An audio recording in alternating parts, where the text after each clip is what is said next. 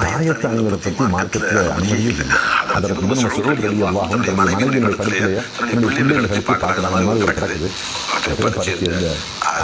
அறுத்து எரிஞ்சிருக்கனால இது வந்து என்னுடைய வீட்டு குடும்பத்தாருக்கு தகுமான செயல் இல்லை.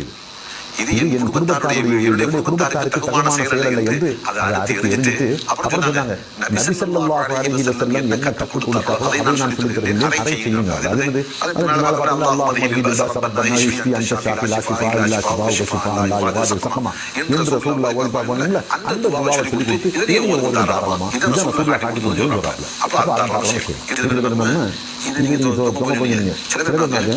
எழுதி சுருட்டி நெருப்புல வச்சு கொளுத்தி அந்த புகையை மூக்குல ஆடுறோம்.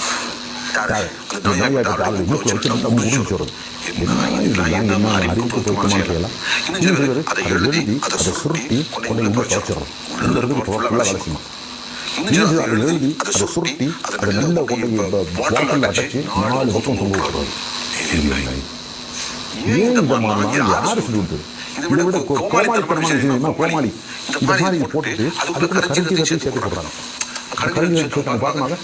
கருப்பு கருப்பா இருக்கு. என்ன கருப்பு கருப்புன்னா கருஞ்சீரகம் என்னங்க விசாங்க நாட்டில் அப்தஸ்து சொல்தா தவா உன் குனிதா இந்த மவுத்.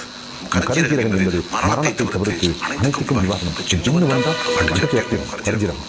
சித்தா வந்து அடிச்சு வரைச்சிடும். எங்க சொன்னது உடல் ரீதியான நோய்களுக்கு உட்கொள்ள சொன்னாங்க சொல்லலாம்.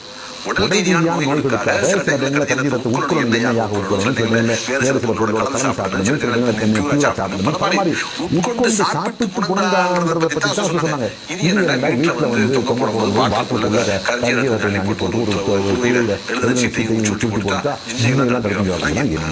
மௌக்கியமான கோஷம் இது வந்து அவங்க செய்யறத விட இந்த மாதிரிலாம் செய்யும் பார்த்துக்கிட்டு காசு கொடுத்துலாம் நம்ம காப்பாற்றணும் நினைக்கிறாங்க. நம்புறாங்க இல்லை இவங்களுடைய அறிவு தெரிஞ்சிடணும்.